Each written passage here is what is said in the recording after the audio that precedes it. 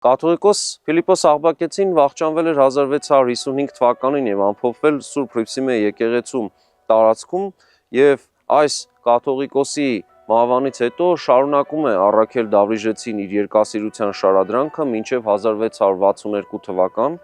եւ այդ ժամանակ կաթողիկոսն էր Հակոբ IV Ջուղայեցին։ Այս անձնավորությունը մեր հեռուստադիտողին հայտնի է երկու կարևոր փաստերով։ Մեկը այն է, որ հենց նա էր կանգնած Հոսկան Երևանցու եւ նրա խմբի գործնեության հետևում։ Հենց նա է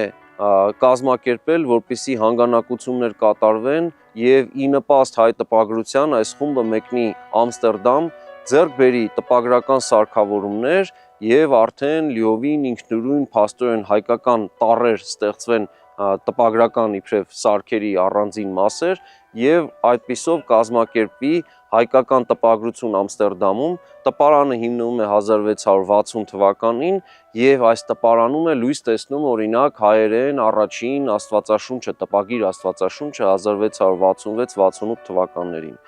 Եվ ահա հենց Հոսկան Երևանցու ջանքերով էլ լույս է տեսնում Առաքել Դավրիժեցու աշխատությունը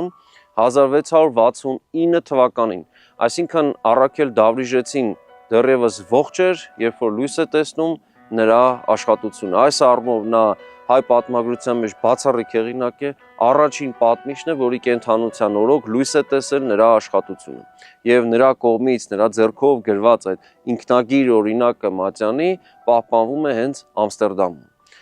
Պատմիչը մահանում է հաջորդ տարի 1670 թվականին եւ ամփոփվում է փաստորեն Էջմիածնի միաբանական գերեզմանոցում եւ նա մոտ 80 տարեկան էր վախճանի պահին, բավական փաստորեն իր ժամանակների համար երկարակյաց անձնավորություն էր